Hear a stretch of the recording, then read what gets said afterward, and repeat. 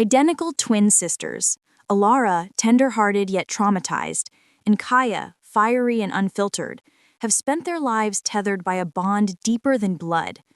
When Elara's husband, Dorian Vale, a respected doctor with a gleaming public mask and a dark private cruelty, pushes her to the breaking point, the twins make a choice that will change all three of their lives forever. Kaia steps into Elara's life, into her home, her marriage, her routines, to protect her sister. But what began as a temporary switch spirals into a psychological battle of truth, illusion, and identity. The deeper Kaia investigates Dorian's lies, the more she discovers that her sister's bruises were only the surface of something far more sinister. And as Dorian realizes Elara is no longer the woman he can control, he begins to unravel. This is a story of sisterhood, survival, and the shattering of a gilded cage. The storm began long before the thunder.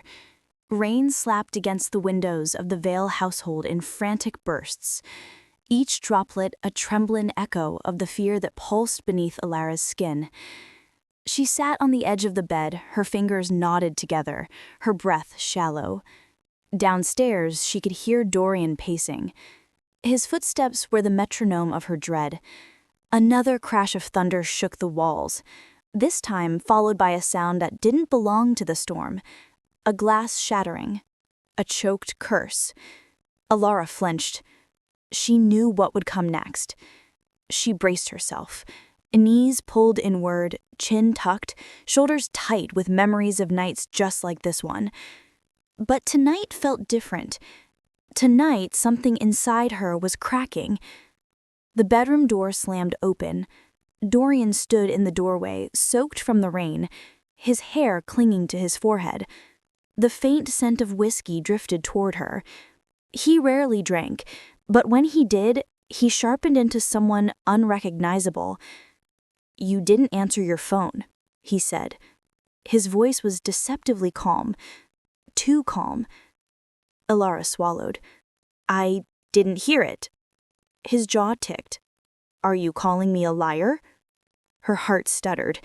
"No, I just..." He crossed the room in 3 strides. His hand closed around her wrist, not painfully, not yet, but firm enough that she felt the promise of hurt in it. "Elara," he murmured, leaning close. "I'm tired of repeating myself. I come home and you're not where I expect you. I call and you don't answer. What am I supposed to think?" His tone softened as if he were the wounded one. She had once believed that softness, had once mistaken it for love, but tonight she felt only nausea. Then, something impossible happened. Her phone buzzed on the nightstand. The screen lit up with the name Kaia, her twin, her other half, her lifeline. Dorian's expression froze. Elara's pulse roared in her ears.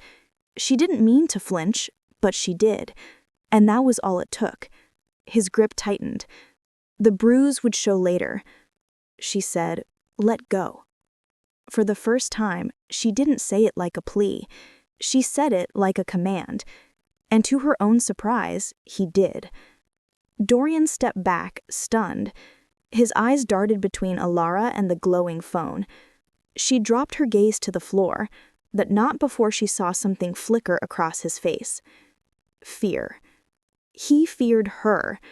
No, he feared losing control. Elara reached for her phone, hands trembling, and answered. Before she could speak, Kaia's voice came through, sharp, breathless, furious. "Elara, I'm coming over, right now." Elara shook her head, even though her sister couldn't see her. "No, Kaia, don't, please." Dorian stiffened. Kaia's voice cracked. "Are you crying? Elara, tell me where you are." Elara shut her eyes, and for the first time in 3 years, she told the truth. "I need you," she whispered. The line went silent. Then Kaia said in a voice that shook with both fury and love, "I'm already on my way." Outside, thunder rolled like a warning. Inside, Dorian took a step back, and Elara felt something inside her shift, like the first breath after resurfacing from deep underwater. Tonight, everything was about to break, and, for the first time, she wanted it to. The rain eased into a soft drizzle by the time Kaia reached the house on Ridgewell Lane. But inside her chest, a storm raged hotter than any thunder outside. She slammed the car door hard enough to make the vehicle tremble, her reflection in the window a ghost of Elara's face. Except where Elara wore fear, Kaia wore fire. She marched toward the front door with the kind of reckless determination that had gotten her in trouble her whole life. But this time, she didn't care. This time, it wasn't about her.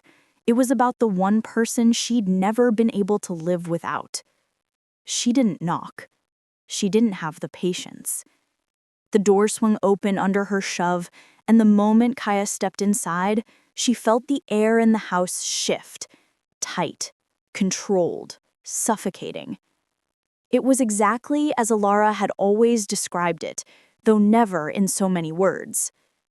Dorian stood at the bottom of the stairs. He looked at her like she was an earthquake. "Elara?" he asked, but there was a razor's edge to it. Kaia let the silence stretch. She watched his eyes, how they flickered with confusion, then suspicion, then something darker. She didn't correct him. Not yet. Instead, she stepped closer, slow and deliberate, matching the calm she imagined Elara wished she had the strength to carry. "I'm going upstairs," Kaia said softly. Her voice wavered on purpose. Dorian blinked. His gaze searched her face, her eyes, her bruised wrist from where he'd grabbed Elara, the tremble in her breath. For a moment, she saw it, the crack in his armor. He didn't know. He couldn't tell. He thought she was Elara. Kaia turned toward the staircase. "Wait," he said. Kaia froze mid-step. His tone was gentle, too gentle, the kind of gentle that hid knives. "You left, and now you're different." Kaia swallowed the flash of rage. If he touched her, she would break his hand. If he hurt her sister again, she wouldn't stop at his hand. But she forced a fragile smile, the kind Elara used to wear like a shield. "I just needed air," Kaia whispered. He studied her again, eyes narrowing.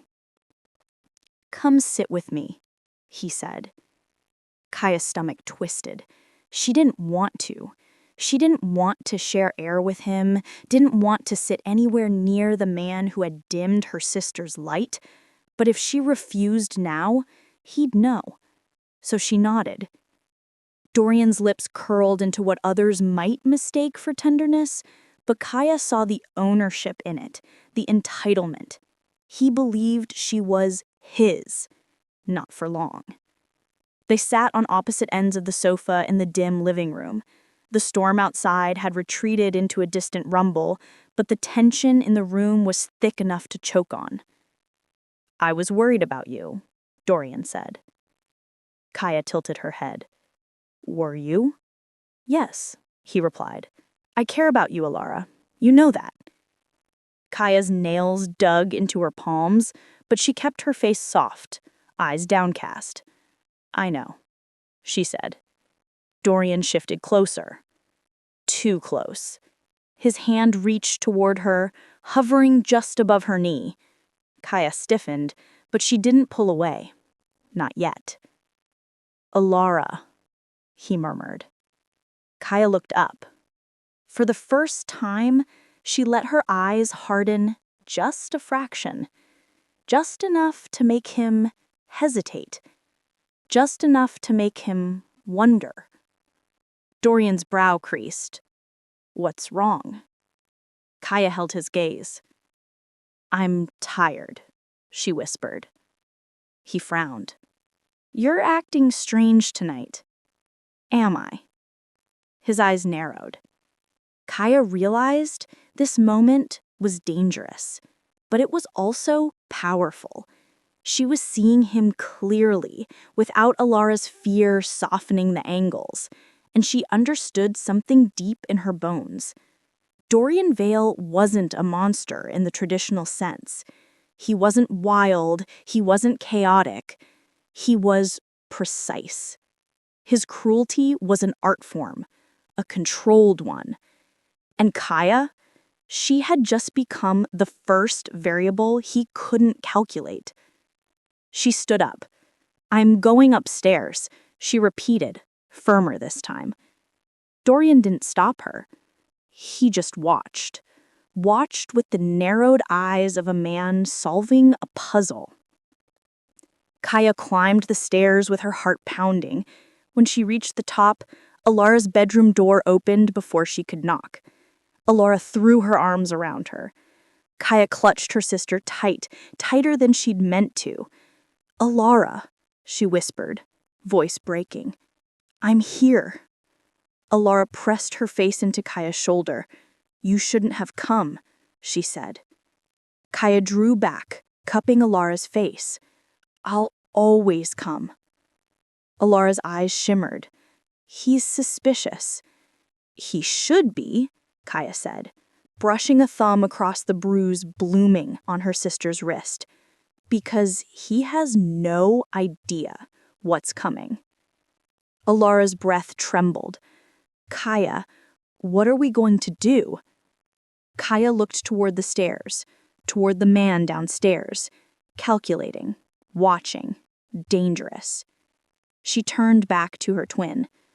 "We're going to take your life back, one careful step at a time," she said softly. Elara nodded, tears spilling over.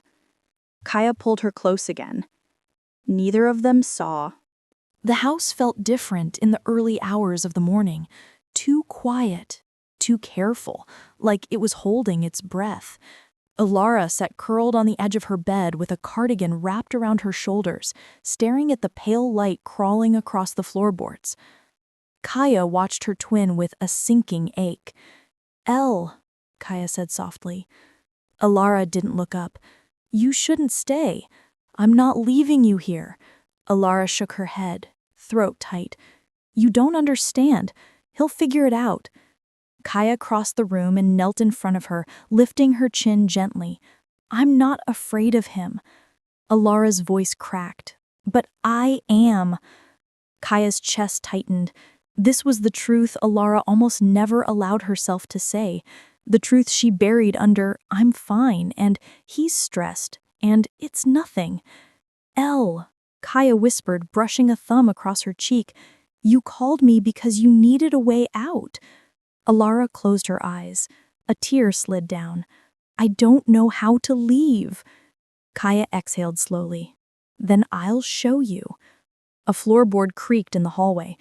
Both sisters froze. Elara's breath hitched. "He's awake." Kaia stood, shoulders straightening. "Good." Elara grabbed her hand, panic rising. "Kaia, please don't." Kaia squeezed her fingers, a silent promise. "I won't start a war, not unless he does." The door opened. Dorian stood there, perfectly put together, expression calm as still water. But beneath the surface, his eyes were searching, measuring, calculating. "Elara," he said softly, his tone gentle and falsely warm. "Can we talk?" Elara stiffened. Kaia stepped between them. "She's not ready." Dorian's gaze slid to her, slow and sharp. "I wasn't speaking to you." Kaia didn't move. Elara tugged at her sleeve. "Don't provoke him. Don't make this worse." But this wasn't provocation. This was protection. "You're acting strangely today," Dorian said, folding his arms. "Maybe you're just noticing things too late." His jaw clenched. "Elara," he repeated. "A moment alone." Elara swallowed. I can talk." Kaia's voice softened. "Elle, it's okay," Elara whispered. Kaia reluctantly stepped aside, but she didn't leave. She moved to the corner and watched them with a hawk's stillness. Dorian knelt beside Elara slowly, as if she might shatter. "Elara," he murmured, I'm worried. Last night you weren't yourself. Elara stared down at her lap. Kaia watched every inch of him. I want to help you. You know that, don't you? Elara trembled. Kaia stepped forward. Elara doesn't have to answer that. Dorian rose abruptly. This is private. Kaia's eyes didn't waver. Privacy is what hurt her. For a split second, Dorian's mask cracked. Just a hairline fracture. But Kaia saw it. He was losing control, and he knew it. You're crossing a line, he said quietly. Kaia stepped closer. I'm erasing it. Stop! Elara's voice broke through them both. They turned. Elara's hands were shaking as she pressed them to her chest. I can't do this. Not like this. Kaia softened immediately. Elle. Dorian reached for her, and Elara flinched. That tiny movement said everything. Dorian saw it. Kaia saw it. The entire room shifted. Dorian said carefully, Elara, why are you afraid of me right now? Elara backed away. I need time. Dorian stared at her with something like confusion, mixed with the faintest hint of fear. Time, he echoed. Kaia stood beside her twin, protective and still. She said what she needs. Dorian looked between them, two identical faces, one terrified, one burning with defiance. And something clicked. His breath caught. So, which one of you am I talking to right now? Kaia stepped forward. Elara's protector. Dorian's gaze locked on hers, and for the first time, truly, he understood. This wasn't the fragile, obedient wife he could mold. This was the storm he never prepared for. Wind rattled the windows. Inside, Dorian's mask cracked, and the cracks were only the beginning. Warning should have brought calm. Instead, the house felt like it was made of glass, thin, fragile, one wrong move away from shattering. Kaia could feel it in the walls, in the floorboards, in the tight way Elara held her breath as she stepped into the kitchen. Dorian was already there. He stood at the counter, pouring steaming coffee into 2 mugs, as if everything were perfectly ordinary, as if last night hadn't happened, as if Elara's fear didn't still tremble in the space between them. Dorian, he said, turning toward them both, I made your favorite. Elara's shoulders tensed.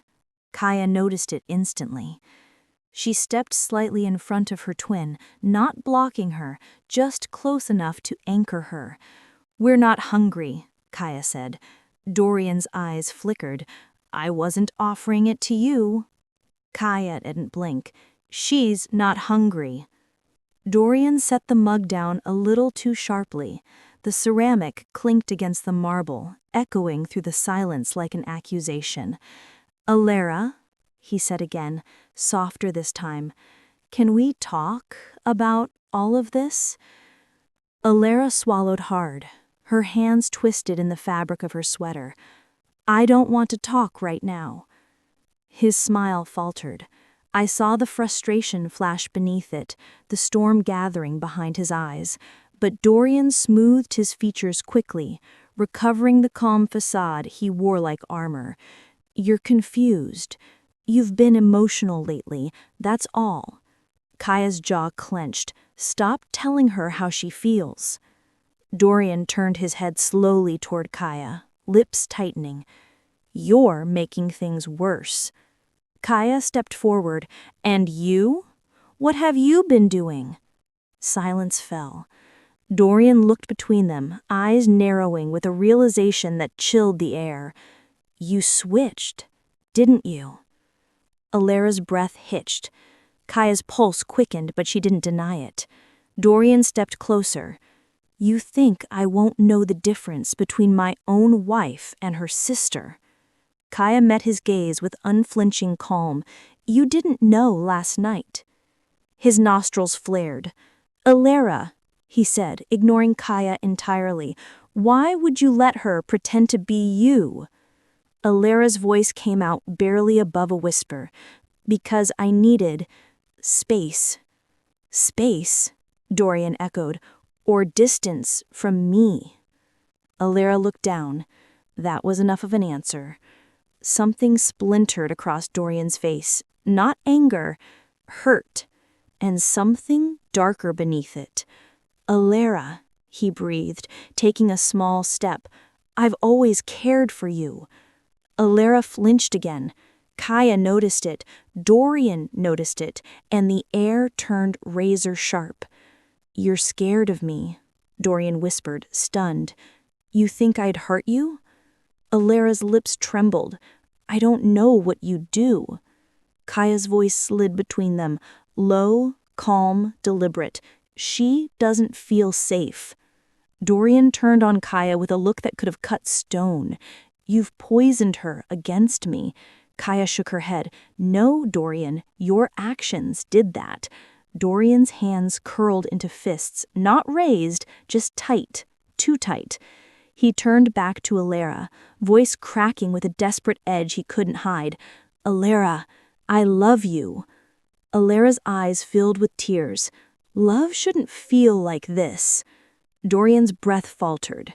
He reached out, slow, gentle, careful. A gesture meant to reassure. But Elara stepped back. He froze. His hand hung in the air, empty. And for the first time, Dorian looked truly, deeply afraid. Elara, he whispered, voice hollow, please don't pull away from me. Kaia moved in from her twin folly now, a living barrier. That's enough. Dorian's eyes snapped to her. Stay out of this. But Kaia didn't budge. No. The word hit like a strike. Dorian stared at her, expression twisting, control slipping through his fingers. You want to protect her, he said slowly. Fine, but love, real love, doesn't need protection. Kaia felt Elara tremble behind her. Then she heard a whisper, almost soundless. Kaia, I think I want to leave. Kaia turned slightly, just enough to meet her sister's eyes.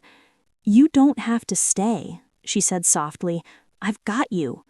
Dorian's face went pale. What? Leave? Elara nodded, tears streaking her cheeks. I can't breathe here anymore. Something inside Dorian shattered. The mask, the confidence, the certainty. It all cracked at once. No, you're overwhelmed. You need rest, not this. I need freedom, Elara said. Dorian reached out again, and Kaia stepped between them like an immovable wall. Don't touch her. Dorian froze in place. The room held its breath. Then, with a voice low and dangerous, Dorian whispered, You're making a mistake, both of you. Kaia lifted her chin. Maybe, but it's ours to make. The clock ticked. Elara wiped her cheeks, and a single word slipped through her trembling lips. Kaia, let's go. Kaia nodded once. Pack a bag. Dorian watched, disbelief melting into something colder, sharper, quieter. Fine, he said softly. If you walk out that door, everything changes. Kaia turned to him, eyes blazing. It already has. The suitcase sat open on the bed like a question Elara wasn't ready to answer. Her hands trembled as she folded a sweater, slow, timid, unsure, like she was expecting the walls to protest, the floor to groan, the house itself to beg her to stay. Kaia stood in the doorway, watching, not rushing her, not pushing, just there. That alone made Ilama's eyes burn with tears. You don't have to take everything, Kaia said softly. Just what matters. Elara nodded, swallowing hard. I don't know what matters anymore. Kaia crossed the room and gently touched her shoulder. You matter. That's enough. Elara closed her eyes, exhaling a shaky breath. But before she could continue packing, footsteps echoed down the hallway. Heavy, purposeful. Dorian. Elara froze mid-movement.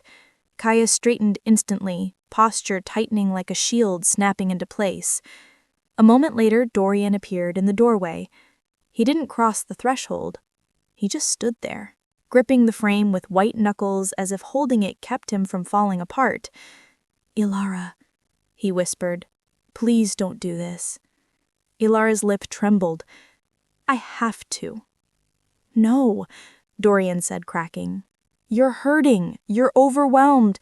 And he jerked his chin toward Kaia, is feeding that fear. She's twisting everything." Kaia stepped forward. "I'm not twisting anything." Dorian's eyes flashed. "You've wanted to tear us apart since the day we married." Kaia didn't react. She didn't need to. Elara spoke before she could. "That's not true," Elara said softly. Dorian's eyes flitted to her, hope flickering like a candle in a storm. "Elara, she didn't turn me against you. I've been scared for a long time. I just didn't want to admit it."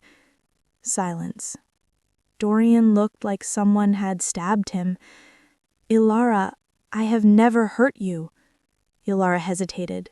A pause long enough to say everything. "You haven't," she whispered.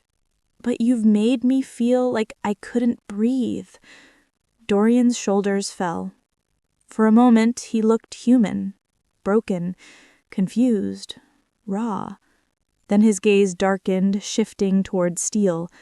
"And you think leaving will help?" Elara wiped her eyes. "Yes." Dorian took a step forward.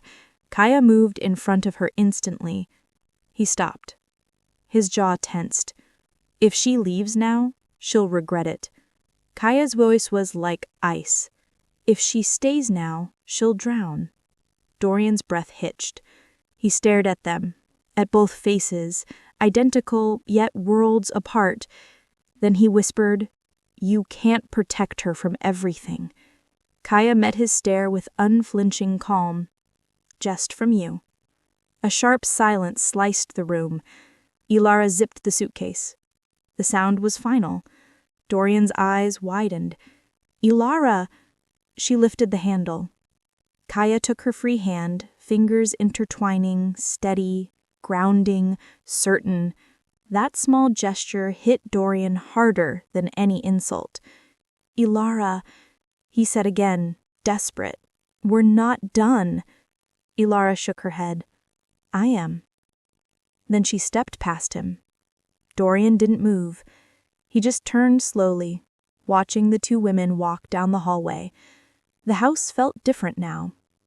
It wasn't breathing anymore. It was holding its breath. At the front door, Elara paused. Kaia squeezed her hand. "You ready?" "No," Elara whispered. "But I'm leaving anyway." She opened the door. Cool air rushed in, fresh, crisp, freeing. Behind them, Dorian whispered one last thing, voice hollow. "If you walk away, you won't recognize who I become." Kaia didn't turn around. "Then don't follow us." Elara stepped outside. Kaia followed. The door shut behind them with a soft, final click. And somewhere inside the house they left behind, something dark woke up. The motel room smelled faintly of old carpet and lemon cleaner. The kind of place where people came to disappear for a night. A single lamp cast a warm pool of light across the small space, soft enough to feel safe, dim enough to feel temporary. Elara sat on the edge of the bed, her suitcase still unopened. Kaia leaned against the dresser, arms crossed, not out of defensiveness, but exhaustion. Bone-deep exhaustion. Neither spoke for a long time. The world outside hummed with distant traffic, passing headlights painting brief streaks of light across the curtains. Finally, Elara whispered, "I can't believe I actually left." Kaia's expression softened. "I can." Elara looked at her sister, eyes glassy.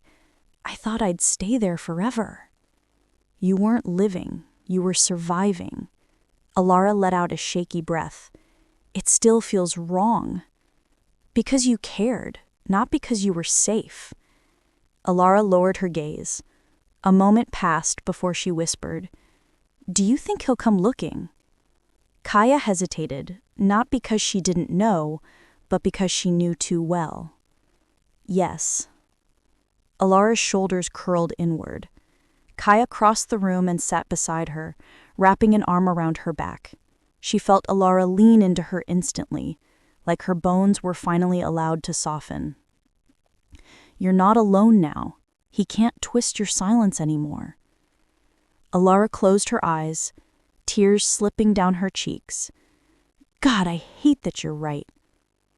Kaia rested her chin lightly on Alara's shoulder. "I know." They stayed like that for a moment, two halves of the same soul breathing the same tired air.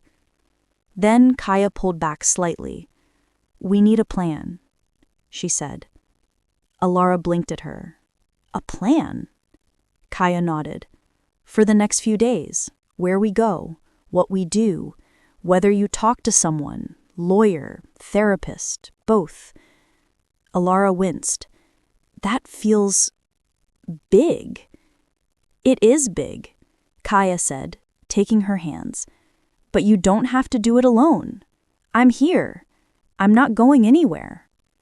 Alara's breath wavered. "I'm scared, Kaia." Kaia squeezed her hands. "Good. Fear means you finally want something better." Elara let out a small, broken laugh.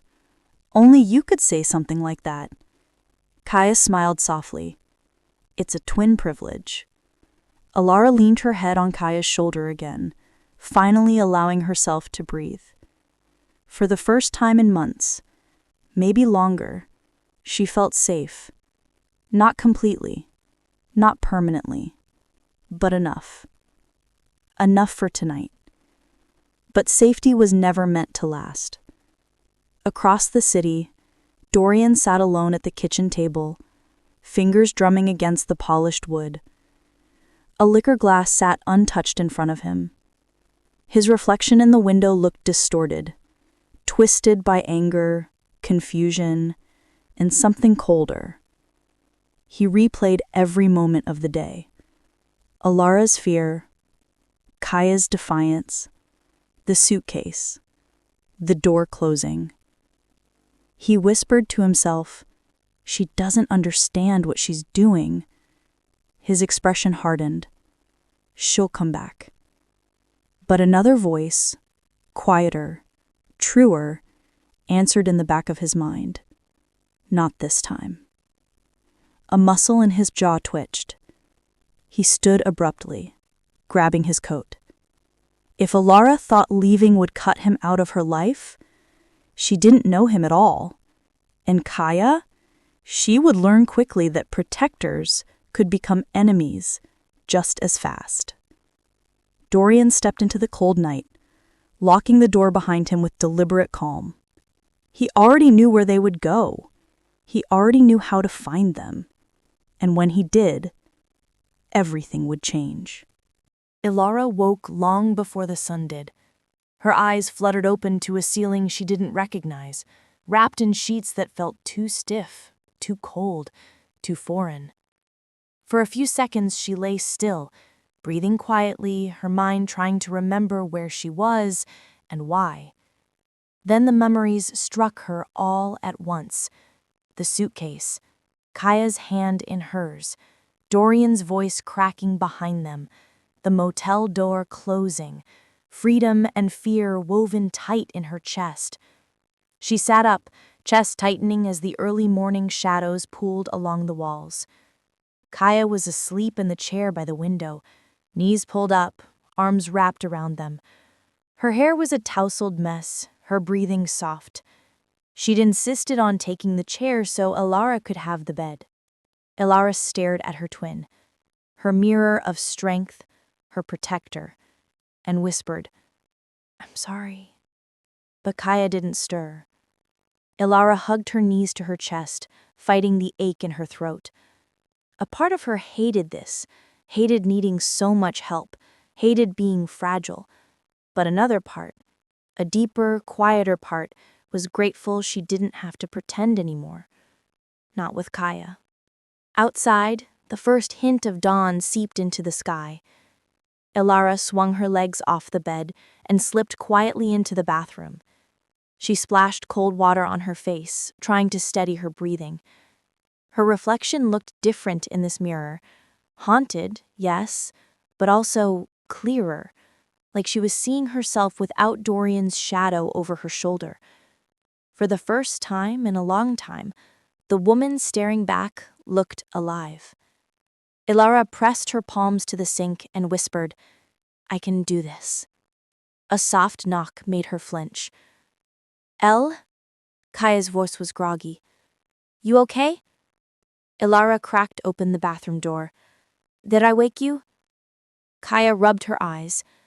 "No, I think the guilt leaking from under the door did." Elara let out a breathy half-laugh, half-sob. "Stop." Kaia stood and walked over, pulling her into a gentle hug. "You don't have to apologize for anything. Not to me." Elara leaned her head on Kaia's shoulder. "I feel like I'm falling apart." Kaia smoothed her hair. "Then fall. I'll catch you." Elara closed her eyes, swallowing the knot in her throat. But when she pulled back, her voice was trembling for a different reason. "Kaia." She hesitated. "I had a dream he found us." Kaia's expression changed. Softness fading, focus sharpening. "Elle," she whispered, "he's not here." "But you think he'll come?" Elara said, not a question. Kaia didn't lie. "Yes." Elara wrapped her arms around herself. "He knows me. He knows where I'd go." Kaia tucked a strand of hair behind her ear. "I know. That's why we're leaving this place today." "What? Already?" Kaia nodded. It was never meant to be a stop, just a pause. Elara took a shaky breath. "Where will we go?" "I have an idea, but first we need—" There was a sound outside, a car door closing. Elara froze, her pulse skyrocketed, her breath hitched in her throat. Kaia's eyes sharpened instantly. She moved to the window, carefully pulling the curtain just enough to look through. "What is it? Kaia? Who is it?" She didn't answer immediately. She lowered the curtain slowly, her jaw tightening. "Elara," she said quietly, "go sit on the bed." Ilara's stomach dropped. "Kaia? Do it." Elara obeyed, sitting rigid on the edge of the mattress, fingers digging into the blanket. Kaia turned toward her, expression calm but fierce.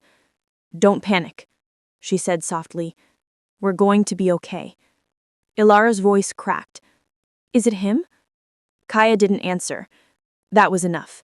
Elara felt her breath collapse in on itself. Kaia crouched in front of her, taking her hands. "Elle, listen to me," she whispered. "You're safe with me."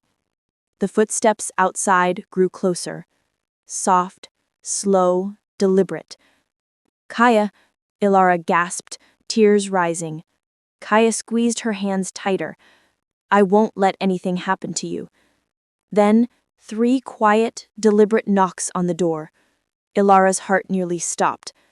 "Don't answer," she whispered, voice breaking. Kaia stood, her posture tense, every muscle ready. The knocks came again, this time followed by a voice. "Elara." Not angry, not loud, just certain. Ilara's blood ran cold. Kaia's eyes turned to steel. "He found us," Elara whispered, trembling. Kaia stepped forward, placing herself squarely between the door and her sister. "No," Kaia said, her voice low and unshakable. "He found me." For a moment, Kaia didn't breathe. She stood motionless, staring at the cheap motel door as if she could will it to disappear. The air in the room thickened, tight, suffocating, until every heartbeat felt too loud. Behind her, Elara whispered, "Kaia, please don't open it." Kaia didn't turn around. Her voice came out low, controlled. I won't. Another knock, softer this time, almost gentle. Elara, Dorian said through the door, voice muffled but unmistakable. I know you're in there. Elara covered her mouth, muffling the sound of her sob. Her whole body trembled as if her bones were turning to water. Kaia's fists clenched. Dorian continued, tone calm, too calm. Running away won't fix anything. Just open the door. Let's talk. Kaia stepped closer to the door, jaw tightening, shoulders squared like she was preparing for impact. This is between us, Dorian said, not your sister. Kaia's laugh came out sharp and humorless. Funny how you only say that when she finally has someone on her side. There was a pause. Then Dorian spoke again, voice colder now. So, it is you. Kaia smirked. Took you long enough. The doorknob rattled, slowly, deliberately. Elara flinched so hard she nearly fell backward onto the bed. Kaia, don't let him. Her voice cracked. Kaia lifted a hand without looking back, steady and calming. I'm here. Dorian's voice was more clipped now. Open the door. No, Kaia said. Elara needs me. She needs space. She's my wife. And she's my twin. A cold silence pressed against the walls. Then Dorian's voice dropped into something darker. Kaia, you don't understand what you're doing. Kaia's eyes narrowed. Oh, I understand exactly. You're breaking her. She's fragile. You're pushing her into freedom.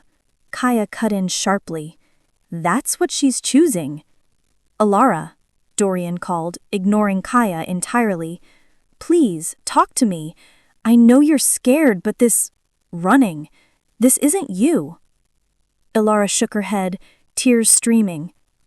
Don't answer, Kaia said softly. He'll twist it. Elara, Dorian repeated, softer now. Sweetheart, come to the door. Elara's hands flew to her ears as if the sound of his voice alone was too much. Stop, she whispered. Please stop. Kaia turned slightly toward her twin. Elara, look at me. Elara looked up, red, desperate, drowning. You're safe, Kaia said softly. His voice can't get through you unless you let it. Elara sobbed once, small and broken. I'm so scared. Kaia crossed the room and cupped her face gently. It's okay to be scared. It's not okay to go back to what broke you. Another knock, this one harder. Dorian's patience was gone. Kaia, he hissed, open the door. Kaia turned slowly, placing herself fully between Elara and the entrance. No. The single word cut the air. Elara and I are leaving. You're making her worse, Dorian shot back. She needs stability. She needs home. She needs peace, Kaia countered, and you don't give her that. Elara, Dorian called again. Tell her to stop. Elara buried her face in her hands. I can't. Please don't make me. Kaia stepped closer to the door, voice steady and lethal. She doesn't want to speak to you. You don't speak for her, Dorian snapped. Kaia's next words were ice. She asked me to. The silence that followed was thick and dangerous.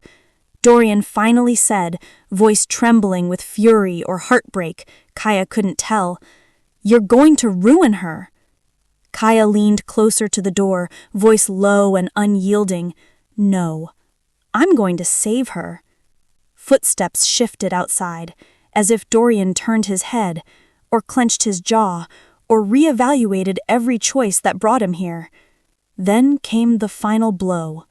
Dorian exhaled sharply. Fine, he said. If she won't open the door... A pause. Then a click. Metal. Deliberate. Sinister. Elara gasped. Kaia, what is that? Kaia's heart slammed against her ribs. Not fear. Instinct. Dorian had lifted something metallic. A key? A tool? Something worse? Elara, Kaia whispered without turning. Get behind the bed. Elara stumbled backward. Dorian spoke again, voice flat, emotion drained, terrifying in its calm. I'm done waiting. The doorknob turned slowly, and the lock clicked.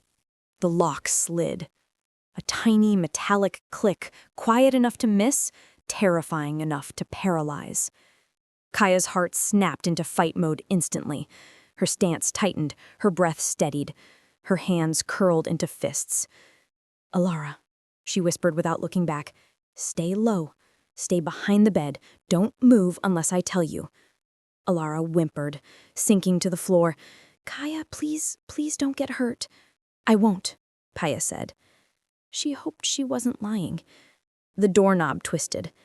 Slowly, deliberately, as if Dorian wanted them to feel every second of it. Kaia moved closer, her body blocking the door completely, forming a wall with her own flesh and bone. Dorian, she said, her voice quiet but razor-sharp, if you come through this door, everything changes. His reply was soft. So be it. The door jolted inward. Kaia slammed her shoulder against it, instinctively forcing it shut again. Elara, call someone. I don't know who. Anyone. But Alara's hands shook too violently to grip her phone. Kaia shoved against the door again as Dorian pushed harder from the other side. He spoke through gritted teeth. You're making this worse. Kaia's breath tore out of her lungs. You made it worse the moment she became afraid of you. Dorian shoved again, this time harder. Kaia's feet scraped across the cheap carpet as she was forced back an inch, then another. Elara, Dorian called through the crack in the door, I'm not here to hurt you. I just need to talk. Please open this. Please, sweetheart. Alara's sob shook the room. Kaia saw her sister trembling behind the bed, hands over her ears, eyes wide and drowning in fear. That sight set Kaia on fire. I swear to God, Kaia growled, if you touch her. The door slammed inward with a violent crack. Kaia was thrown backwards, stumbling but catching herself before she fell. Dorian stood in the doorway, chest heaving, eyes wild with a mix of fear, desperation, and something darker. Elara, he breathed, scanning the room. Where is she?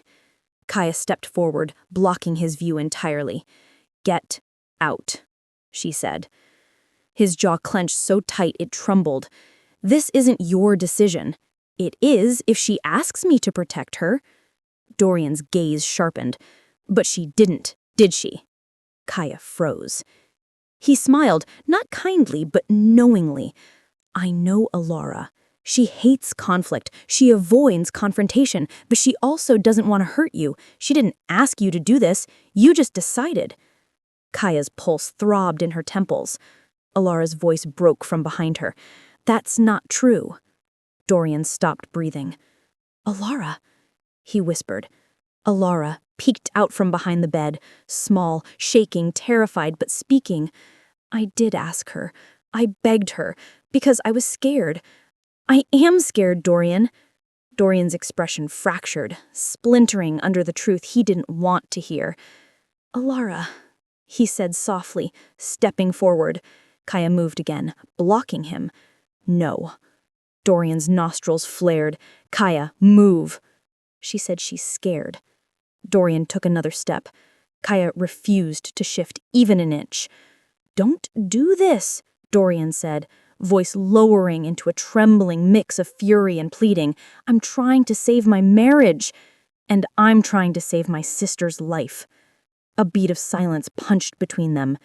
Dorian raised his voice, not shouting, but breaking. Elara, I love you. Elara cried harder. Love shouldn't feel like running from you. Dorian sucked in a breath like the words physically hit him. His face contorted, grief, anger, disbelief all crashing together. He said, I would never hurt you, Elara said back, but I hurt myself trying to make you happy. That shattered something inside him. His eyes darkened, not with violence, but with devastation. He took a slow, broken step backwards. Then another. Kaia watched him carefully, ready for the slightest sudden move. But Dorian didn't lunge, didn't shout, didn't force the door again.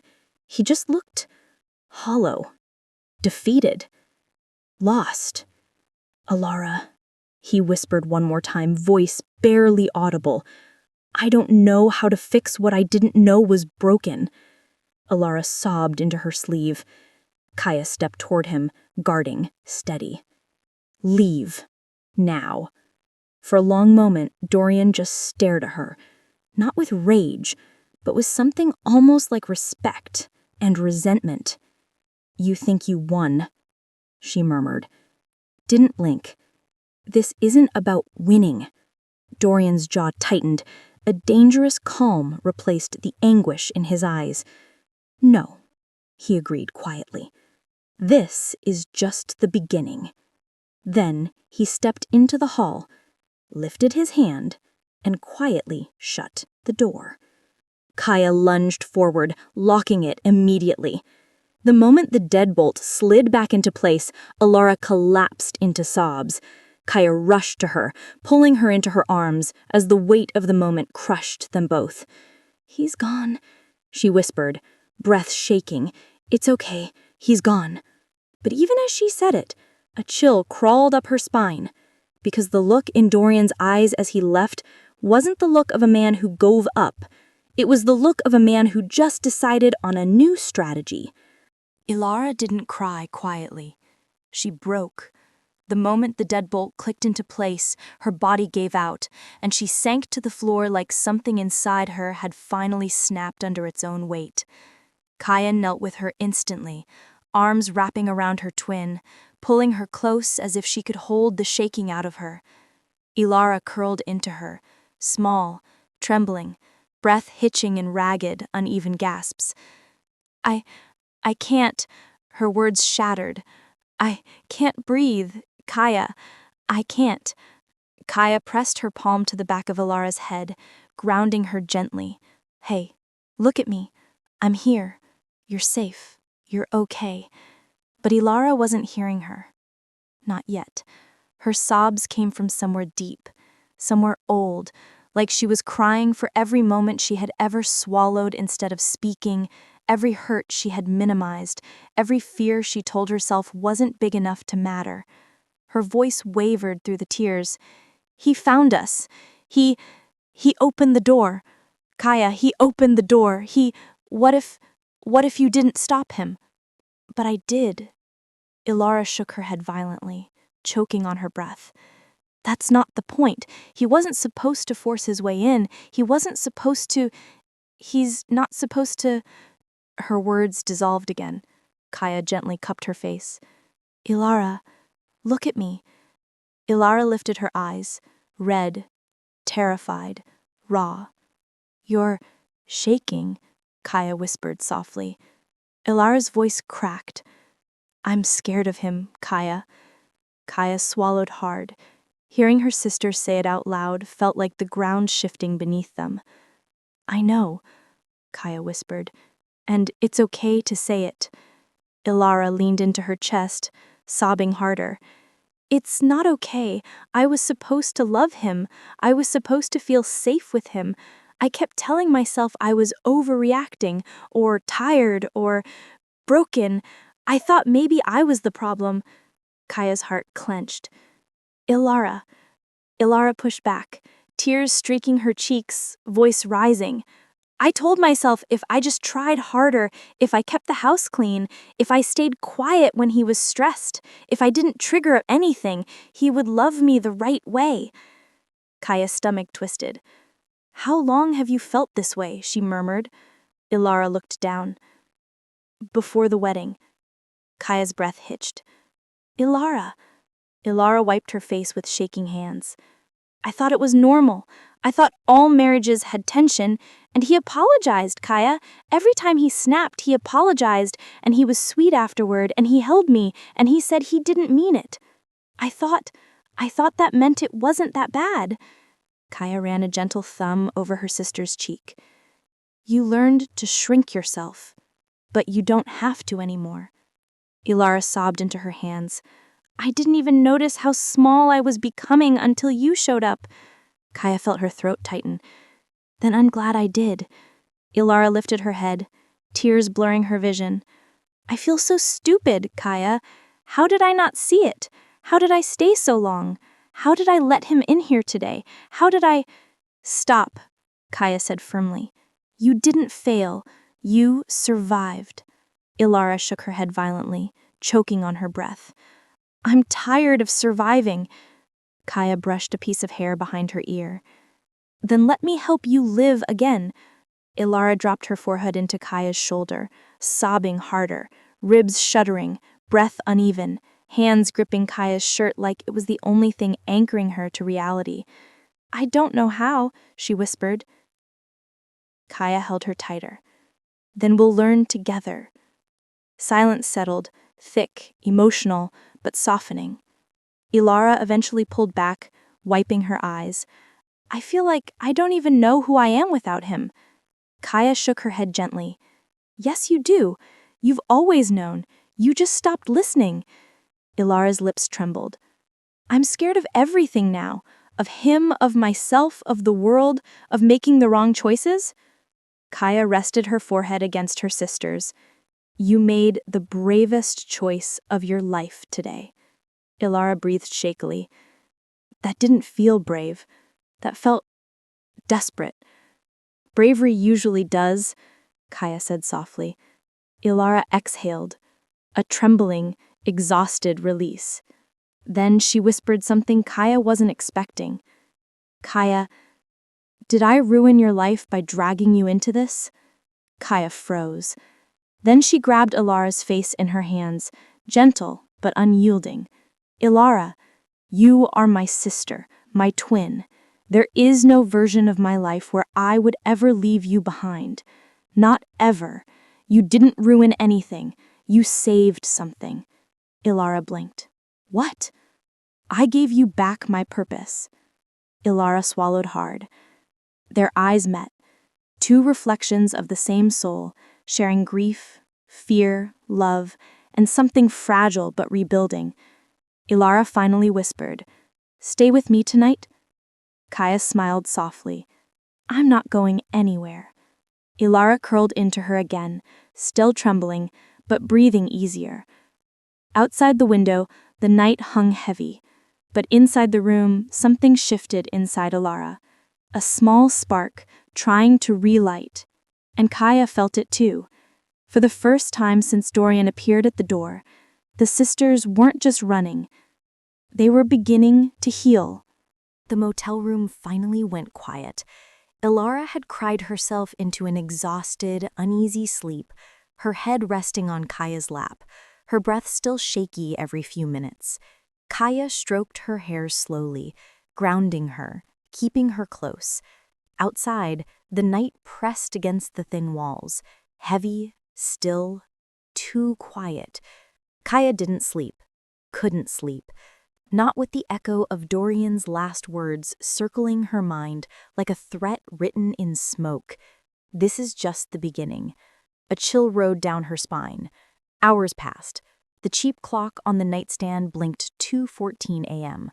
Kaia's eyes stayed fixed on the door. The deadbolt was latched. The chain was hooked. She'd shoved a chair underneath the handle just in case. Still, something in the air felt wrong. A pressure she couldn't name, a weight that didn't belong to the room. Elara murmured weakly in her sleep, shifting against Kaia's leg. Don't go. Please. Kaia's heart clenched. I'm not going anywhere, she whispered, brushing her thumb across Elara's temple. But then, a soft sound broke the stillness. Scrape. Kaia's entire body tensed. She froze, ears straining. Scrape. Metal against metal. Slow, deliberate, precise. Right outside their door. Kaia's breath caught. Her muscles locked into place, instinct firing like electricity through her nerves. Another sound, faint, almost gentle. Click. Not the door, not a knock, not footsteps. A tool. Lock-picking. Kaia's heart slammed so hard it hurt. She whispered urgently, "Elara, wake up." Elara stirred, groggy and confused. What? Kaia, what's wrong?" Kaia pressed a finger to her lips. "Don't talk. Don't move." Elara tensed immediately, instinct recognizing danger before consciousness did. The scraping continued, slow and methodical, like whoever was outside wasn't worried about being caught. Elara's eyes widened with panic. "Is it—" Kaia shook her head sharply. "Don't say it." She stood silently, lifting herself off the bed without making a single sound. Elara sat upright, hands trembling violently. Another tiny click came from the lock. Kaia moved quickly but quietly toward the small kitchenette. She grabbed the heaviest thing she could find, an old cast-iron skillet. She lifted it, gripping the handle tightly, knuckles whitening. Elara whispered, barely audible, "Kaia, please be careful." Kaia didn't look back. Her voice was a low, steady whisper. "I'm not letting anyone hurt us." Another click. The deadbolt shifted 0.5 millimeter. Elara slapped her hand over her mouth to stop a gasp. Kaia's heart slammed in her ears. She stepped closer to the door, every muscle pulled tight, breath shallow but controlled. The chain rattled faintly. Whoever was outside stopped. Silence. Then a whisper. Not from Kaia, not from Elara, from the hallway. Soft, low, close. "Elara?" Ilara's entire body jerked. Kaia's grip tightened around the skillet. Another whisper. "Elara, open the door." It wasn't loud, it wasn't angry, it was calm. Too calm. The kind of calm that felt wrong. Elara mouthed one word, tears spilling silently. "Dorian." Kaia's stomach twisted, but then something hit her. The voice. It sounded like him. Yes, but not exactly. Something was off. A strange echo, a different rhythm, a tone that didn't match the man from earlier. Kaia's instincts screamed. She stepped closer to the door, leaning just close enough to speak without raising her voice. "Who is it?" Silence. Then a breath. Too close to the door. "Elara," the voice whispered again. "Let me in." Kaia's skin called. "That's not him," she whispered under her breath. Elara froze. "What? But it sounds—" Kaia shot her a look. It's not him. How did she know? She didn't. She just felt it. The danger wasn't the same shape as before. This wasn't Dorian's fury. This wasn't his heartbreak. This wasn't the unraveling man they had seen. This was something else. Someone else. Another click at the lock. Kaia lifted the skillet, jaw tight, eyes locked on the handle as it twitched. She stepped right beside the door, ready, coiled, silent. And as the lock gave one final click, Kaia whispered, "Try it." The room held its breath. The air froze. Then, a sudden, sharp, metallic snap broke the stillness, and the chain jolted violently, pulling taut. Elara screamed. Kaia swung the skillet just as the door cracked open an inch, and a single pale eye stared through the gap. Not Dorian's. Someone else. Someone watching them. Someone who knew they were inside. The chain strained, pulled so tightly that the metal groaned. The door cracked open just enough to reveal a sliver of a face. Pale skin, an eye that didn't blink. No recognition in it. No humanity either. Elara gasped, stumbling backward until she hit the opposite wall, hands over her mouth. Kaia stood frozen, not with fear, but with calculated stillness, like a predator deciding where to strike. She tightened her grip on the skillet and stepped forward, muscles coiled. "What do you want?" Kaia hissed through the crack.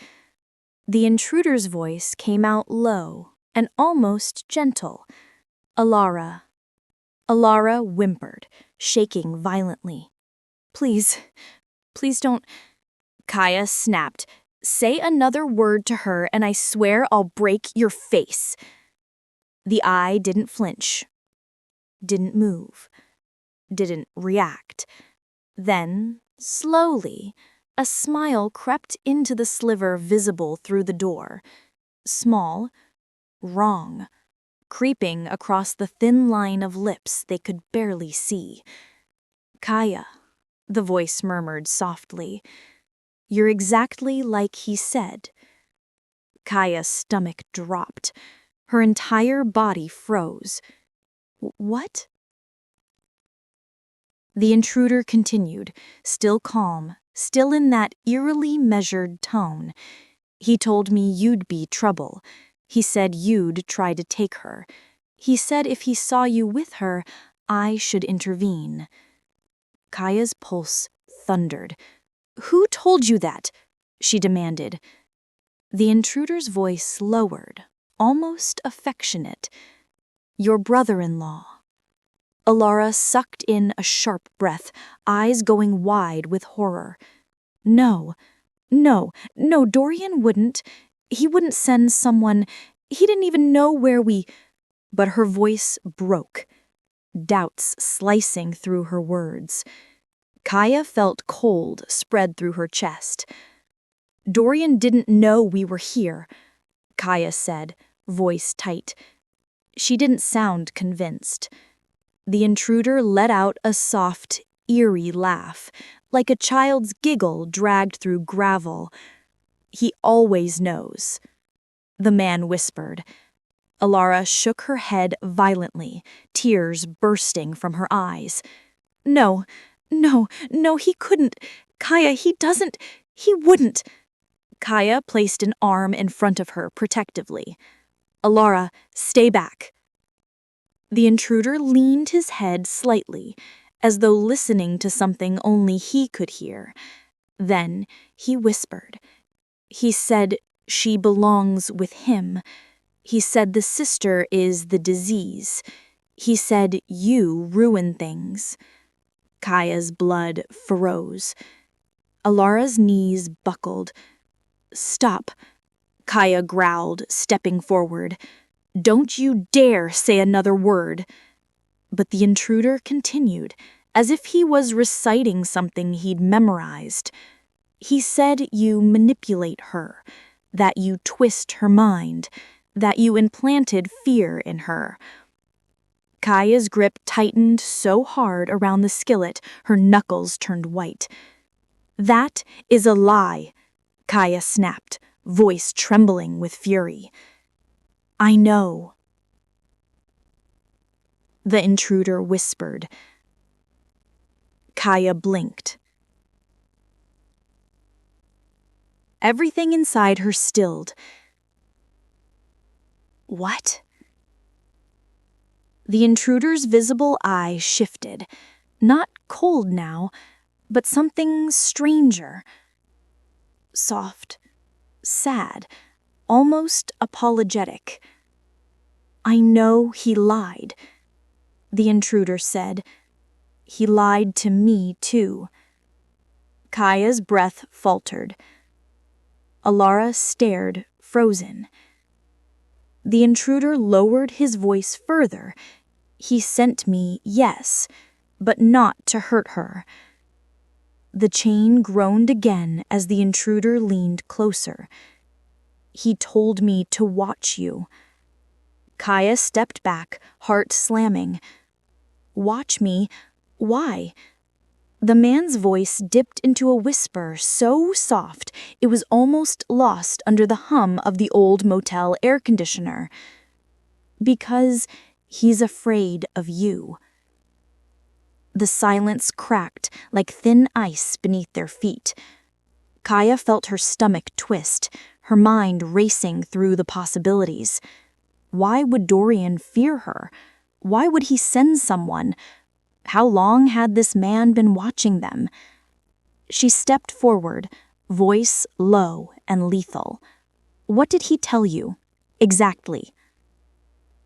The intruder paused, breathing. Slow. Measured. Then he whispered. "He said you remember things she doesn't." Kaia's heart lurched. Elara's breath stopped in her throat. The intruder continued. "He said you know something that would destroy him." Kaia staggered back a step, the skillet lowering an inch. Elara whispered, barely able to form the words. "Kaia, what is he talking about?" Kaia's eyes remained locked on the sliver of the intruder's face. Her voice came out hollow, shaken. "I don't know." But she did. The silence stretched too long. Kaia had barely breathed since the intruder vanished. Elara sat against the wall, knees pulled up, staring at the floor, still trembling. Every nerve in Kaia's body screamed danger. Every instinct told her the night wasn't over. A knock at the door shattered the fragile quiet. Sharp, deliberate. Kaia froze, skillet still in hand.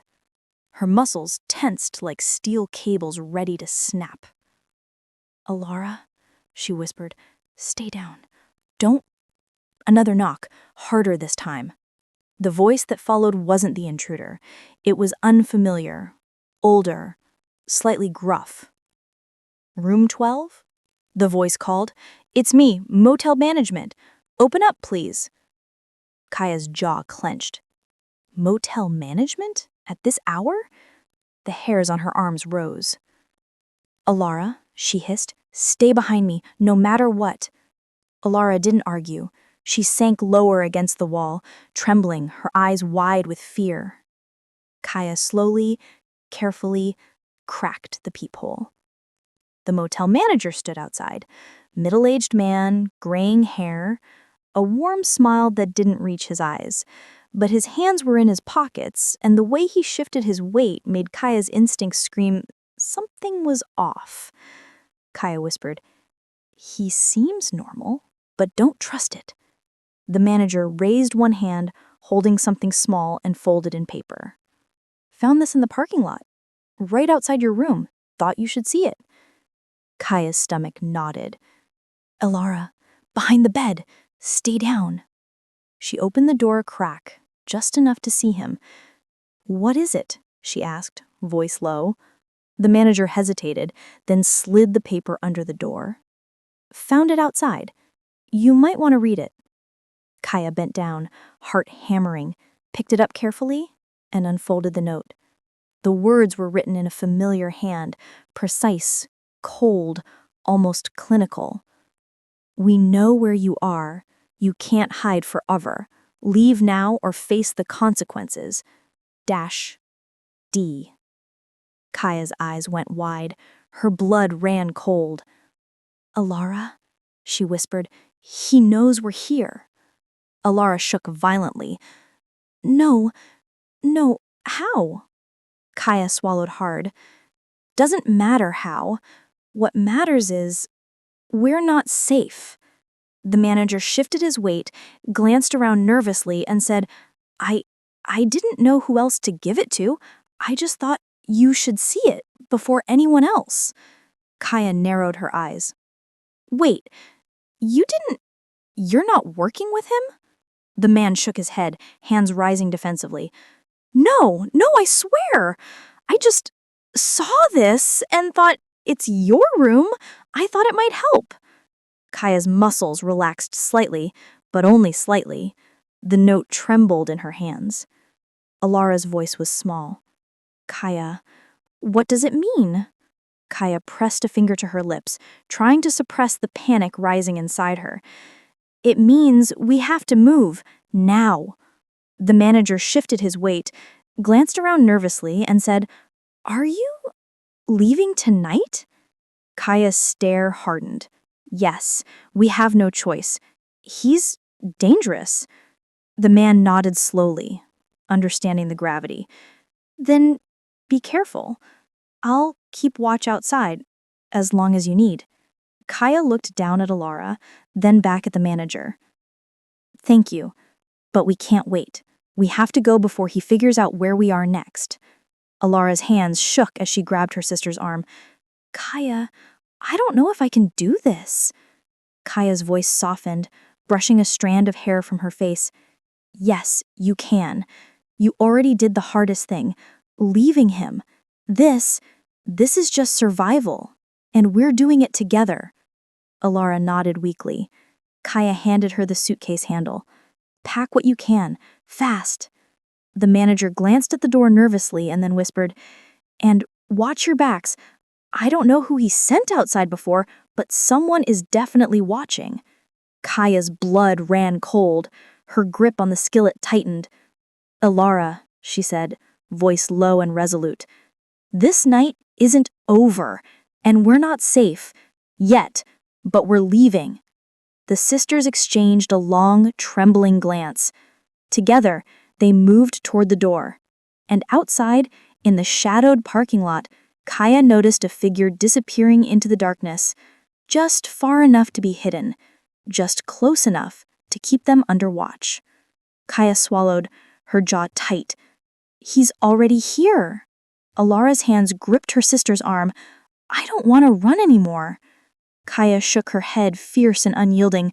"We're not running, we're surviving, and we're going to make him regret ever underestimating us."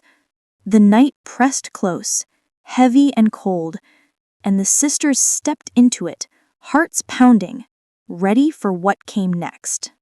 The sisters moved silently through the motel parking lot, hearts hammering. The night air was sharp and cold, carrying the faint scent of wet asphalt and distant exhaust fumes. Every shadow felt alive, every sound a warning. Kaia kept one hand on the skillet, the other gripping Alara's arm. "Stay close. Don't let go," she whispered. Elara nodded, eyes wide, body tense. "I'm right behind you," she said, voice trembling. The lot was empty, too empty. Every instinct in Kaia screamed that something was wrong. The dim yellow light of the street lamps flickered as if in warning. Then, Kaia noticed it. A car, parked a few spaces down, engine off, windows dark, but perfectly positioned to block their escape route. Her pulse spiked. "Stop," she hissed, pressing herself against the wall of the motel. Elara froze. "What is it?" Kaia squinted at the vehicle. "The way it's parked, it's deliberate. They're waiting for us." From the shadows, a figure emerged. Tall, slender, silent, too calm. Kaia's grip on the skillet tightened until her knuckles were white. "Elara, behind me. Now." Elara stumbled toward Kaia, hands shaking violently. She pressed herself against her sister, eyes darting to the intruder. The intruder stepped into the pale light, no mask, no disguise, just the same pale, unsettling calm. Kaia's heart froze. "He's expecting us," she whispered. The man's voice was soft, almost polite. "Good evening, ladies. I hope I didn't startle you." Elara whispered, voice breaking, Why are you following us? Why are you doing this?" The man's voice was soft, almost polite. "You're not the one you should be asking that to." Kaia's eyes narrowed. "Dorian sent you, didn't he?" The intruder shrugged, still smiling. "In a way, but not entirely. He doesn't know what I'm about to do." Kaia's stomach dropped. "What are you talking about?" The intruder stepped closer, calm and deliberate. "Your next steps, your escape, it was predictable, too predictable. He thought he could control it. I thought differently. I prepared something else." Elara gasped, taking a step back. What What do you mean? The man's gaze flicked to Kaia, unnervingly direct. You've been running, hiding, making small moves, trying to survive. That's admirable, but dangerous. You've walked right into it. Kaia's fists clenched tighter. Into what? The intruder tilted his head, calm as death. The trap. And now, it's closing. Suddenly, headlights flared behind them. A second vehicle, black, pulled onto the lot, blocking the only way forward. Kaia's heart raced. Move, she hissed, grabbing Elara's hand and yanking her backward.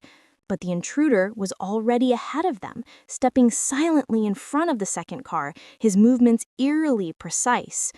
Elara, Kaia whispered, panic rising in her chest. Don't look away from me. Don't run in separate directions. Just follow my lead. Elara nodded, trembling violently. Kaia scanned the lot.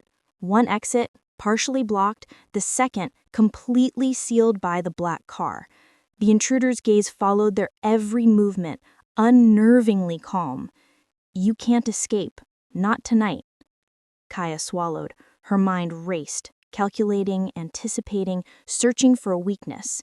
The intruder raised one hand, holding something glinting in the dim light, a thin metal wire, taut. Kaia's blood ran cold. Elara, stay behind me. Whatever happens, don't scream. Don't move. The air was electric with tension, every sound amplified. The hum of the distant freeway, the faint rustle of leaves, the intruder's measured breathing. And in that moment, Kaia realized they weren't just trapped physically. They were trapped mentally, emotionally. The intruder was in control. But Kaia gritted her teeth, refusing to submit. No, she whispered under her breath. We're not done yet. Not tonight. Elara clung to her, sobbing quietly. Kaia, what do we do? Kaia swallowed hard, eyes locked on the wire, the cars, the shadows. We fight. Together. The intruder tilted his head again as if he could read her thoughts. You already made it difficult, but now it ends. And then he stepped closer, the wire glinting dangerously in the dim lot light. Kaia raised the skillet, shoulders squared, muscles coiled. Elara, whatever happens, stay with me. The trap had closed, and the night was about to ignite. The parking lot was silent except for the faint hum of distant traffic. Kaia's muscles were coiled like springs, every nerve screaming. The intruder stepped closer, the thin metal wire in his hand glinting in the dim light. Elara, stay behind me, Kaia whispered, voice steady despite the adrenaline surging through her veins. Elara nodded, eyes wide, pressed herself to the wall, trembling. Kaia raised the skillet, gripping it like a weapon she had trained with her entire life in this moment. The intruder tilted his head, unnervingly calm. You don't know what you're facing. Kaia's lips tightened. Try me. He lunged forward, quick and deliberate, wire flicking in an attempt to trap her. Kaia reacted instantly. She swung the skillet in a wide arc, catching him across the arm. A sharp metallic clang echoed through the lot. The intruder staggered but recovered instantly, circling her, studying her movements. Kaia's mind raced. She knew she couldn't just block and swing. He was too fast, too precise. She needed to anticipate. He struck again, wire slicing through the air like a whip. Kaia ducked and rolled sideways, coming up with a precise swing that caught him in the shoulder. He grunted, but didn't fall. Elara, behind me, she hissed. Elara pressed herself tighter against the wall, whispering prayers into the night. The intruder smirked, stepping closer, voice low and mocking. Impressive, but not enough. Kaia felt a surge of fear and anger collide inside her. He had underestimated her. That mistake could be his downfall. He swung again, this time faster, more aggressive. Kaia blocked, then pivoted, smashing the skillet against his side. The impact sent him stumbling backward. Kaia pressed the advantage, striking again and again, elbow, shoulder, the skillet's flat edge, forcing him back. Each swing was precise, fueled by desperation, fear, and the unyielding need to protect her sister. He retaliated, grabbing for her arm, trying to twist her movements. Kaia barely held the skillet as he slammed her against the car. Pain shot up her shoulder, but she didn't relent. She twisted, swinging her body with the momentum, catching him across the jaw. A sharp crack echoed. He staggered back, teeth glinting in the dim light. Kaia's breathing was ragged, sweat stinging her eyes, but she kept her stance firm. "You don't get to touch her," she growled. He lunged one last time, desperate, fast, and Kaia anticipated perfectly. She sidestepped, using his momentum against him, and slammed the skillet down onto his knee. A snap of metal on bone, or so it sounded, made him cry out. The intruder fell to the ground, clutching his leg, stunned. Kaia took a step forward, skillet raised, heart hammering. "Elara, run now." Ilara's legs shook, but she obeyed immediately, running toward the edge of the lot. Kaia followed a moment later, glancing back. The intruder struggled to rise, blood trickling from his mouth, fury flashing in his eyes. But he didn't move fast enough. Kaia's blows had delayed him long enough. Together, the sisters sprinted toward the street, the night swallowing them in shadows. Kaia glanced down at Elara, breath ragged. "Are you okay?" she panted. Elara nodded, tears streaming but determination sparking in her eyes. I think so." Kaia swallowed hard, adrenaline still surging. "Good, because we're not safe yet." Behind them, the intruder groaned in the dark lot, defeated for now, but alive. Kaia knew this wasn't the end, not even close. But for the first time tonight, she allowed herself a small, sharp thrill. They had survived. They had fought. And together, they could face whatever came next. They didn't stop running until the motel lights faded behind them and the cold night swallowed their footsteps. Kaia slowed first, her breath tearing from her lungs. Elara stumbled beside her, legs wobbling like a newborn fawn. They stopped beneath an old bus stop awning, rusted, half-broken, but hidden in the shadows. Kaia leaned against the metal pole, chest heaving. Her arms shook violently. The skillet, now dented, was still in her hand. Elara collapsed onto the bench, curling inward, hugging herself. For a long moment, neither spoke. The only sounds were their ragged breaths and the distant rumble of passing cars. Then Elara's breath broke into soft, shaking sobs. Kaia turned instantly. "Elara, hey, look at me." Elara buried her face in her hands. I can't do this, Kaia. I'm so tired. I'm scared. I feel like my heart is going to explode." Kaia sank to her knees in front of her sister. "Elara," she said softly, "you were brave back there." "No, I wasn't," she cried. "You fought him. I just stood there, useless, terrified." Kaia grabbed her hands gently but firmly. "Don't say that. You're not useless. You were terrified because any sane person would be terrified." Elara shook her head, tears streaking her cheeks. "You're always strong, Kaia. You always know what to do, but I'm just broken. He broke me, and now I can't breathe without feeling like he's still behind me." Kaia felt something inside her crack painfully. "Elara," she pulled her sister into a tight embrace. Elara melted into it immediately, clinging desperately to Kaia's shirt. Kaia stroked her back, whispering into her hair, "You're not broken. You're hurt. You're healing. And healing looks like this, crying, shaking, trying to survive even when everything feels impossible." Elara sobbed harder. "I hate that he did this to me. I hate being scared all the time." "I know," Kaia whispered, "but fear doesn't make you weak. It means you survived something horrible, something no one should ever go through." Elara's breath hitched. What if he finds us again? Kaia closed her eyes for a moment, fighting her own tremor. Fear crept into her bones too, cold and familiar, but she held Elara tighter. Then he'll find a very different version of you, Kaia said softly. The one who left him, the one who didn't die in that motel, the one who fought tonight just by staying alive. Elara pulled back, trembling. You're the reason I'm alive. Kaia cupped Elara's face gently. No, we kept each other alive tonight. You kept me moving. If I didn't have you, her voice cracked for the first time. Elara's eyes widened with worry. Kaia wiped quickly at her eyes. I almost lost you tonight.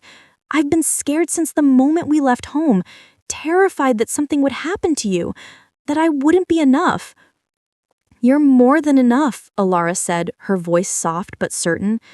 Kaia exhaled shakily and rested her forehead against Elara's. We're all we have, and I swear to you, I am not letting anything happen to you. Elara's hand found hers, gripping tightly. We'll survive together, she whispered. Kaia smiled softly, brushing Elara's tears with her thumb. Yes, together. For the first time since the chase began, the night didn't feel quite as suffocating. They were exhausted. They were scared, but they weren't alone, and that meant everything. Kaia squeezed Elara's hand. We rest for a few minutes, then we move. We find somewhere safe, one step at a time. Elara nodded, still trembling, but steadier now. Kaia wrapped an arm around her sister's shoulders, pulling her close as they sat beneath the flickering streetlight. For now, they had each other, and in the darkest night, that was enough to keep hope alive. The wind picked up, brushing cold fingers against their skin. Kaia stood, squeezing Elara's hand gently. Come on, she whispered. We can't stay out in the open. Elara nodded, rubbing her eyes with a shaky breath. Where do we go? It's so late, and everything's closed. Not everything, Kaia murmured, scanning the street. Their breath fogged in the cold air as they moved, sticking to shadows, avoiding the open sidewalks. Kaia's eyes constantly flicked behind them, searching for movement, headlights, the silhouette of a man who should have been unconscious, but she didn't trust that he'd stay down for long. 10 minutes later, they reached a small, run-down church at the corner of a quiet block. The sign read, Sanctuary Christian Center. Half the bulbs were dead. Kaia tried the front door. Locked. Great, she muttered. Elara's voice was small. Maybe we shouldn't break in. We're not breaking in. Kaia nodded toward the side yard. Churches usually leave their community rooms open for homeless visitors. Let's check. They moved cautiously around the building until they found a small side door with a faded sign, Community Room, Welcome. Kaia twisted the knob. It opened. Thank God, Elara whispered. Inside, soft yellow lights hummed quietly. The room was empty. Rows of tables, a coffee counter, and a stack of donated blankets. It smelled faintly of old wood and warm air. Kaia ushered Elara inside and locked the door behind them. For the first time tonight, there was silence that didn't feel threatening. Elara sat on one of the sofas and hugged her knees. Her body trembled, not from cold, but from everything that had happened. Kaia rummaged through the blanket pile until she found 2 clean ones. She placed one around Elara's shoulders and sat beside her, wrapping the second around them both. We're safe for now, Kaia whispered. Elara nodded quietly, leaning her head on Kaia's shoulder. I can't believe we made it. Kaia couldn't hide her exhaustion. I can't believe I fought a man with a skillet. Elara let out a tiny laugh, halfway between a sob and disbelief. You hit him so hard, Kaia. I thought the pan would break before he did. Kaia chuckled softly, then sobered. We won that fight, but it's not over. Elara stiffened. You think he'll come after us again? Kaia didn't answer immediately. She squeezed Elara's hand instead. He will, she said quietly. Or someone else will. Dorian won't stop. Elara shivered, curling deeper into the blanket. So what do we do now? Kaia stood and walked to a small whiteboard leaning against the wall. She grabbed a dry erase marker someone had left behind and drew 3 words. Don't be found. Elara watched her, eyes wide. Kaia added, change transportation, change appearance, change direction. Don't stay anywhere more than 1 night. No phones, no cards, no patterns. Elara swallowed. You're making a survival plan? We need one. If we keep acting randomly, he'll catch up. We need to stay smart.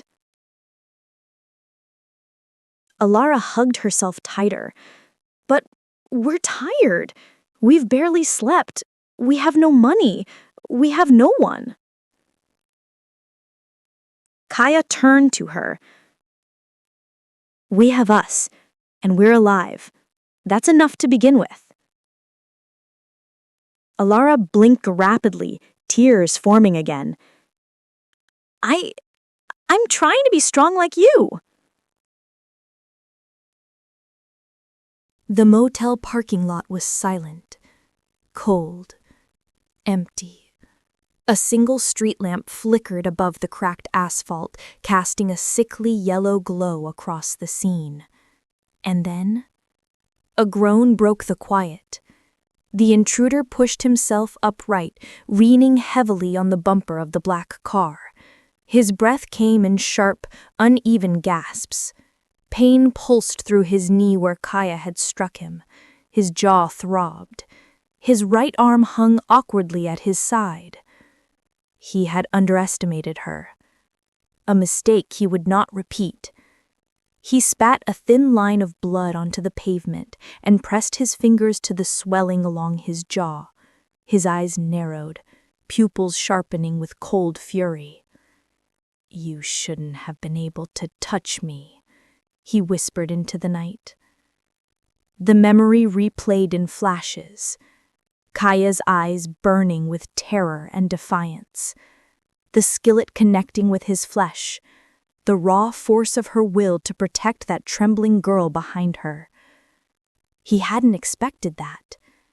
He had studied them, he had watched them, but he had miscalculated Kaia's fire, her willingness to become violent the moment her sister was threatened. He wouldn't make that mistake twice. He reached into his coat and pulled out a slim communicator, encrypted, untraceable. He pressed a button. A robotic beep responded. Update, a cold voice demanded through the small speaker.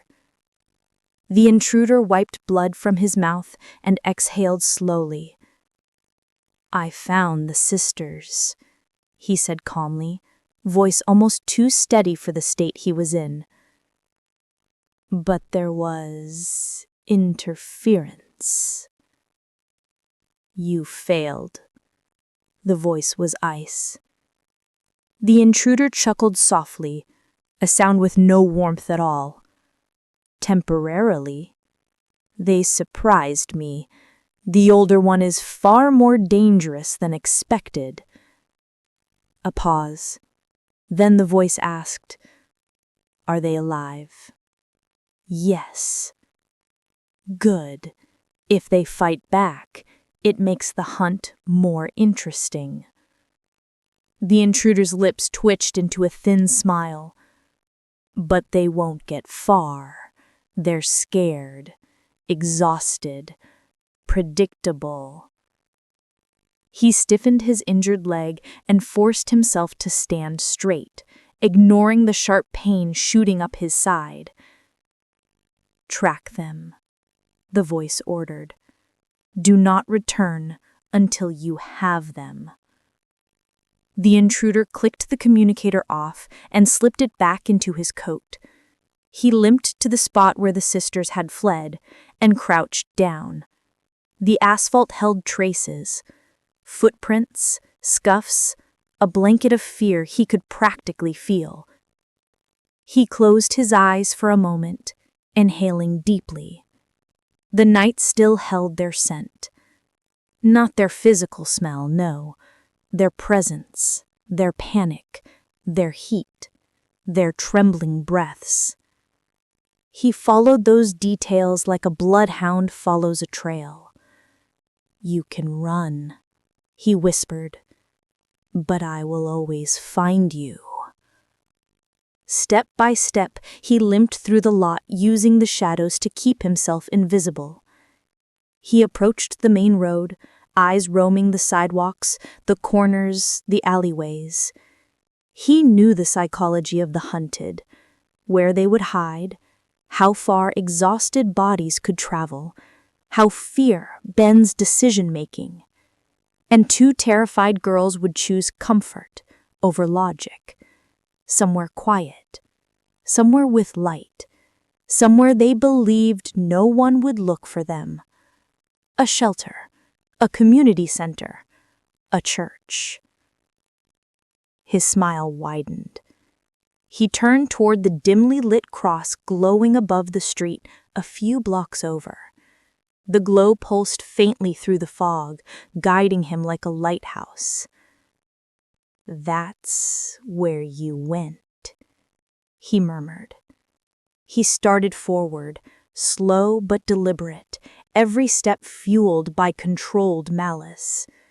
His injury slowed him, but his resolve carried him faster than pain could stop him. He pulled a small device from his pocket, a signal tracker. Not for phones, for heartbeats.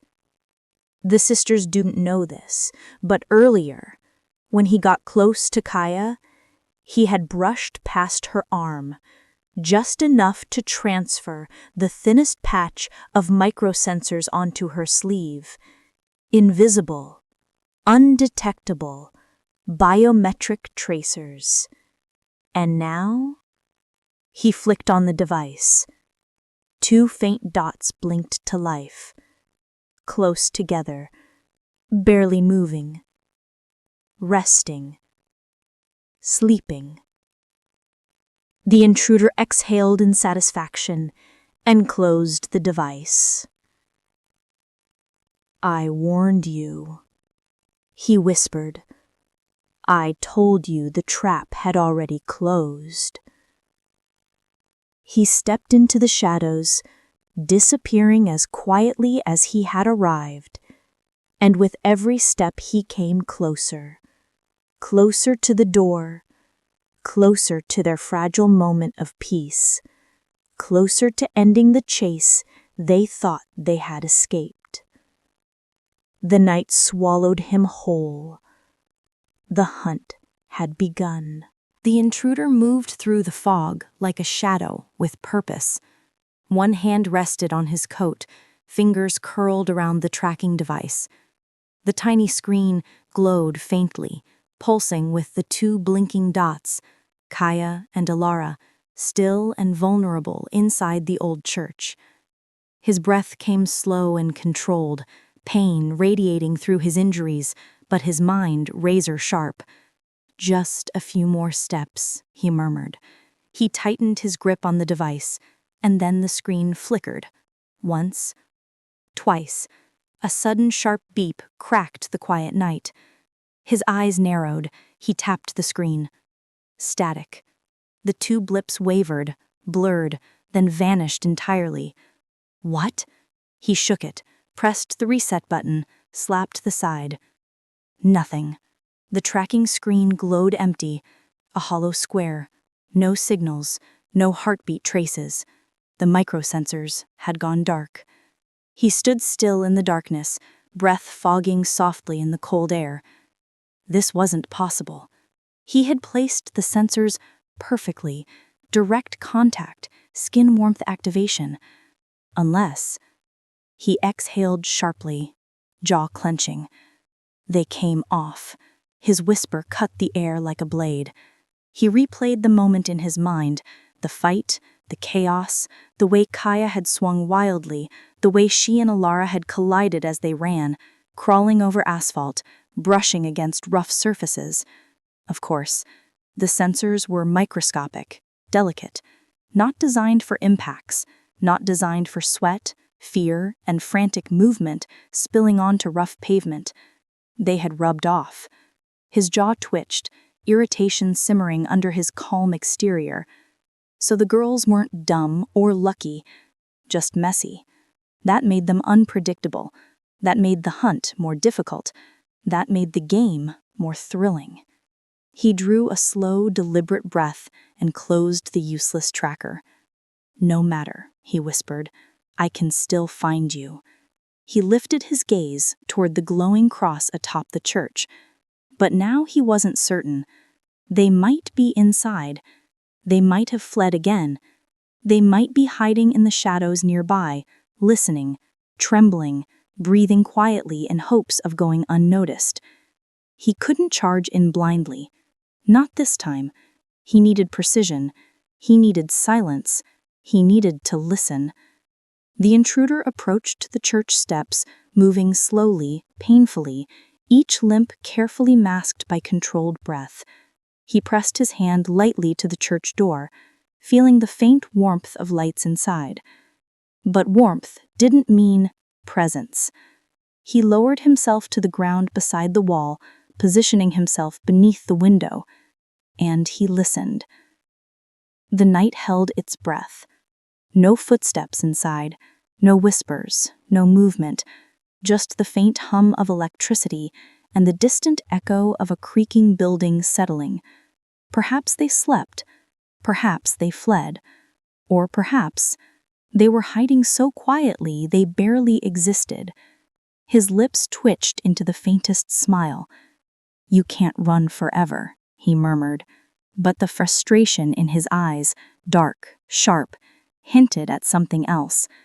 For the first time, he had lost their exact location, and for Kaia and Elara, sleeping unaware inside the church, that malfunction, that microscopic miracle, was the first real stroke of luck they'd had in a long time. A tiny glitch, a small miracle, a blind chance, the kind that could shift everything. The intruder narrowed his eyes at the silent building. He would wait. He would watch. And when they moved, even a single inch, he would be ready again. But for now, the darkness held them apart, and the hunt paused for the first time. The first light of dawn crept over the horizon, soft and pale, spilling gold across the streets. Inside the quiet church, Kaia stirred slowly, feeling Elara shift beside her. The blankets were tangled around them, but for the first time in what felt like forever, the air didn't press on them with fear. "Elara," Kaia whispered, voice rough from sleep. Her sister blinked awake, eyes still clouded with exhaustion, but a small smile tugged at her lips. "We made it?" she asked. Kaia nodded. "Yes, we made it." Outside, the city was waking, unaware of the darkness that had haunted these two sisters just hours before. And inside, the church was still, a fragile sanctuary holding two girls who had survived more than anyone should have to. Kaia stood carefully, brushing off the blanket. She looked around, thinking of their next steps, of the intruder lurking somewhere out there.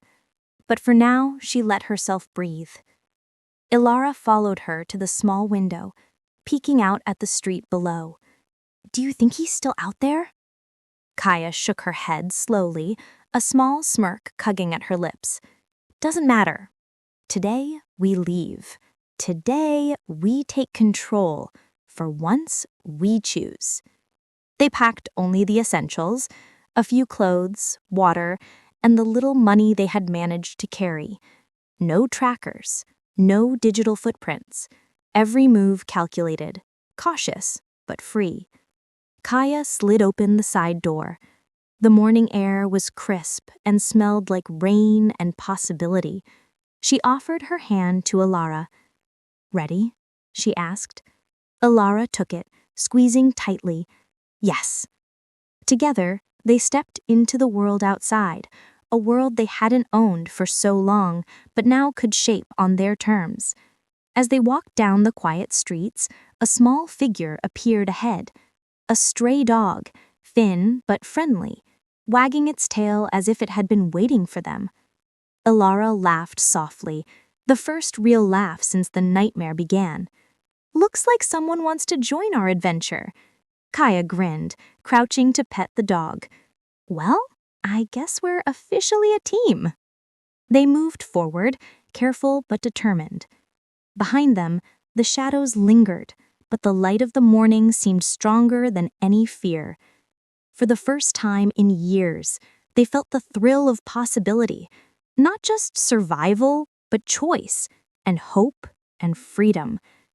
"Elara," Kaia whispered, looking down at her sister with a mischievous sparkle in her eye.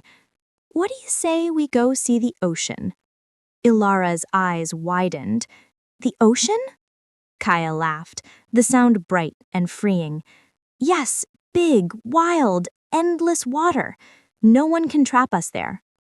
Elara nodded, a genuine smile spreading across her face. "Okay, let's do it." Hand in hand, the sisters stepped toward the rising sun, the city behind them shrinking with every step. Their past, the darkness, the fear, the intruder, was still there, but it no longer ruled them. Ahead lay endless possibilities, laughter, and the kind of freedom that only comes when you fight your own battles and win.